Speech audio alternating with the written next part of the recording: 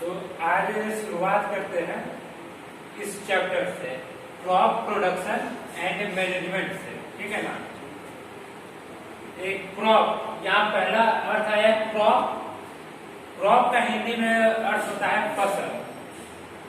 ठीक है। Production, production का अर्थ हुआ उत्पादन। एंड मैनेजमेंट, मैनेजमेंट का अर्थ होता है संचालन, यानी कि फसल का उत्पादन और उसका संचालन। इसी से इस चैप्टर में हम सीखेंगे।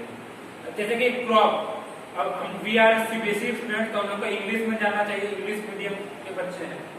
तो when plants of the same kind are cultivated at one place on a larger scale, it is called a crop. यानी कि जब एक ही तरह के प्लांट्स को, when plants of the same kind, एक ही तरह के प्लांट को कल्टीवेट करते हैं, यानी कि उगाते हैं एक ही जगह पर, लेकिन लार्जर स्केल पर, cultivated at one place on a larger scale, it is called a crop. ठीक है। तो उसको क्रॉप कहते हैं। जैसे कि मान लीजिए कि वीट प्लांट है, वीट जानते हैं। वीट प्लांट को जैसे कि मेरे इधर ही काफी बहियार है, वीट प्लांट को मेरे इधर का जो बहियार यानी खेत है वहाँ 100 बीघा है, तो 100 बीघा के खेत में उगा है, तो वो क्रॉप हुआ। एक ही तरह का प्लांट है, एक ही जगह उगा है, लेकिन लार्जर स्केल में 100 बीघा। ठीक है। अब क्रॉप तो जान ली है, अब क्रॉप का टाइप से भी तो जानना होगा। तो mainly the crops are two type, first is kharif crop and second is rabi crop. अब खरीफ क्रॉप्स को हिंदी में कहते हैं खरीफ फसल। ज्योग्राफी में भी ये सब पढ़िएगा, ज्योग्राफी जब पढ़िएगा। खरीफ क्रॉप में क्या होता है, होता है the crops which are sown in the rainy season are called kharif crop. वैसा क्रॉप जो कि रेनी सीजन यानी कि बरसात के मौसम में जिसको बोया जाता है बरसात के समय, यानी कि रेनी सीजन भारत में कब है, जून से लेकर सितंबर तक, उस समय बोया जाता है, उसके बाद फिर उसको काटा जाता है। अब एक जैसे आज बो दिए और कल कट नहीं ना जाएगा, ऐसा नहीं ना है कि बाजार में जाओ मैगी लेके आओ और 2 मिनट में बन जाए, वैसा तो नहीं है। 2 मिनट नूडल्स, इसको एक समय में उगाया जाता है। कब उगाया जाता है खरीफ क्रॉप को? रेनी सीजन में उगाया जाता है। रेनी सीजन इंडिया में कब होता है? जून से लेकर सितंबर तक। अब दिसंबर में बारिश हो जाता है, वो रेनी सीजन नहीं कहेंगे, वो तो बेमौसम बरसात है। जैसे कहते ना कि शादी किसी और का है, दूल्हा बन के कोई और आ जाता है। ठीक है। इसका एग्जाम्पल क्या होगा खरीफ क्रॉप्स का? Paddy, maize, soybean, groundnut, cotton, ये सब are examples of kharif crops. अब दूसरा होता है rabi crops. The crops grown in the winter season are called rabi crops. वैसा फसल जो कि विंटर सीजन में बोया जाता है, ग्रोन किया जाता है। विंटर सीजन क्या होता है? मेनली अक्टूबर से लेके मार्च तक, अक्टूबर से मार्च मान लेते ना, अक्टूबर तक के समय जब दुर्गा पूजा का समय आता है, तब धीरे धीरे करके ठंड आने लगता है। जैसे अभी के समय देखिए धीरे धीरे ठंड आ रहा है ना, खासकर सवेरे का समय देखिएगा कि चादर का जरूरत पड़ जाता है, या एकदम रात को पड़ता है कि नहीं। एग्जाम्पल्स क्या हुआ रबी क्रॉप्स का? Wheat, grain, pea, mustard, these are examples of rabi crops. अब तो पढ़ लिए।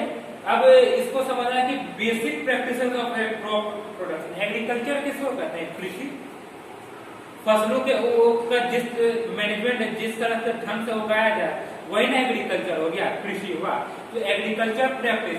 अब क्या सपना में सोच ले कि इसको उगाना है, उगेगा नहीं ना? सोचने का तो काफी कुछ सोचते हैं। सोचने का तो मैं भी सोचता हूँ कि मेरे पास एक मन्नत घर हो, शाहरुख खान साहब का जैसा हो जाएगा क्या? नहीं ना। तो जब घर नहीं हो सकता तो खेती भी हो सकती है क्या? नहीं हो सकती है खेती भी। तो ये मूल रूप से 7 तरीके हैं, 7 बेसिक प्रैक्टिसेस, 7 टाइप्स हैं। जैसे कि फर्स्ट है प्रिपरेशन ऑफ सॉइल।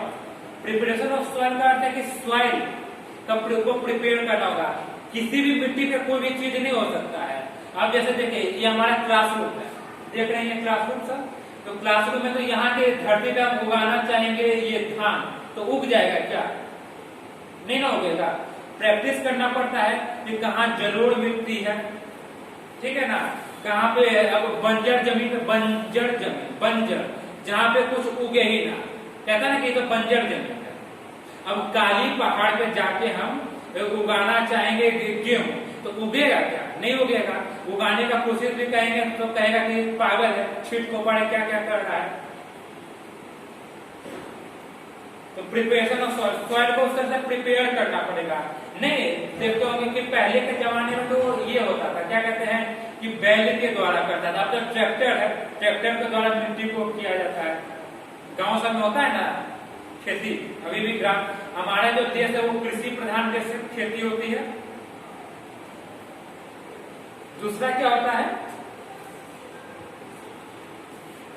सोइंग मतलब का अर्थ समझे कि सोइंग मतलब क्या, सीड जो होता है ना, सीड को भी ना उसमें बोना पड़ेगा। सॉइल कर लिए, प्रिपेयर कर लिए, अब सीड को भी तो बोना होगा। अब डाल दिए गेहूं का और सोच रहे हैं कि क्या धान पैदा हो जाए, तो हो जाएगा क्या? एक कहावत है ना, बोए पेड़ बबूल का तो आम कहां से हो। अगर बबूल का पेड़ बोएंगे तो आम पैदा होगा क्या? गेहूं का सीड डाल देंगे तो हो जाएगा क्या धान? नहीं हो सकता है।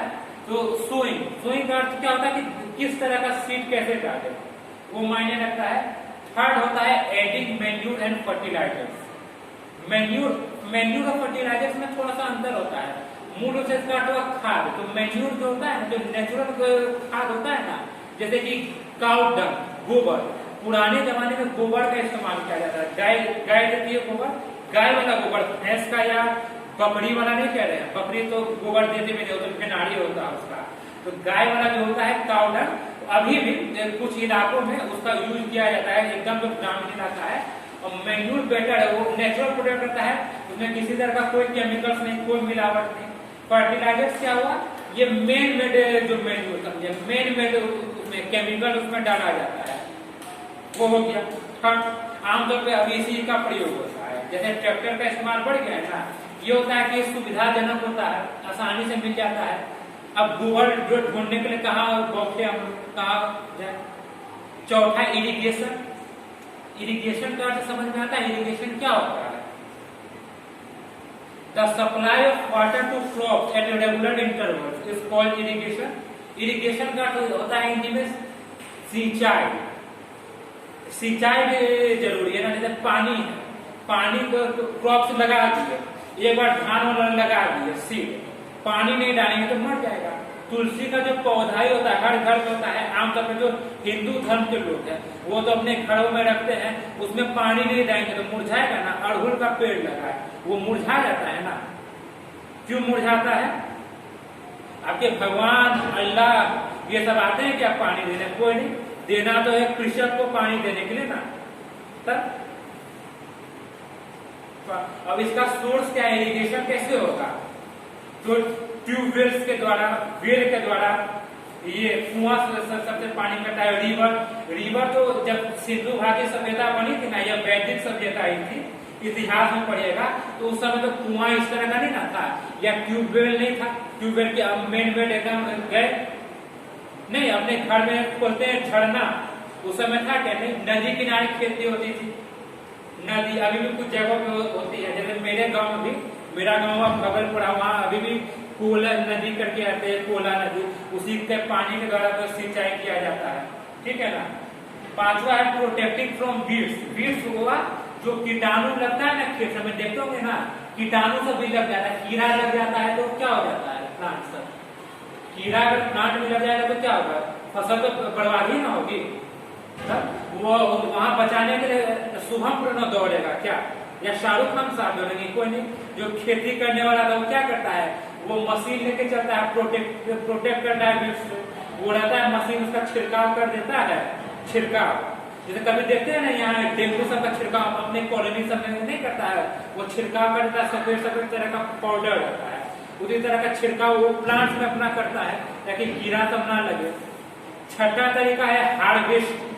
हार्वेस्टिंग से आपको क्या समझ आया? कुछ मुझे बताइए हार्वेस्टिंग क्या होगी?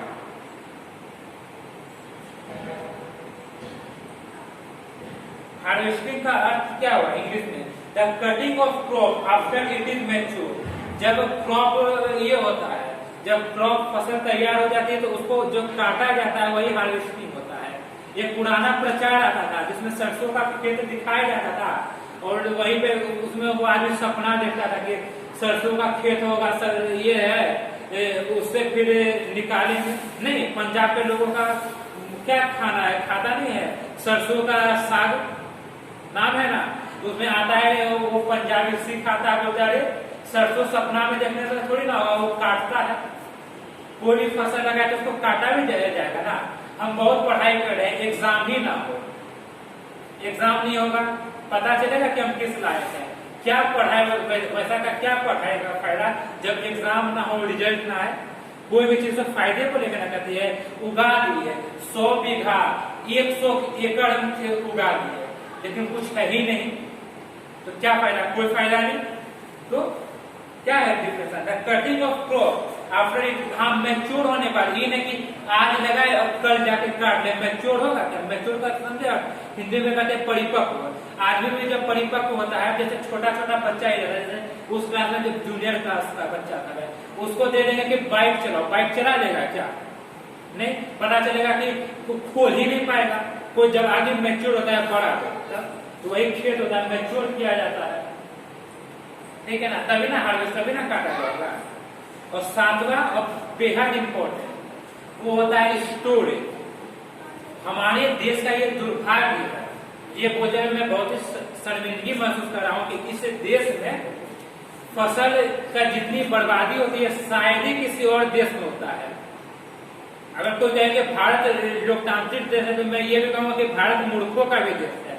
अरे हम पहले किसान इतना मेहनत में धूप में दब कर, हम लोग तो थोड़ा सा धूप नहीं सह पाएंगे, काफी धूप है, वो लोग उतना धूप में, बारिश के समय इतना बारिश में, कीचड़ में, कभी जाइएगा खेत की हालत। मैं जाता हूँ ना कभी कभी, तो मैं अपने तारापुर विधानसभा का भ्रमण करता हूँ, मैं देखता हूँ कि वहाँ के किसान कितने मुश्किल से काम करते हैं और उसके मेहनत के रूप में जमा कर दिए, और क्या उसका स्टोरेज ही नहीं कर पाए।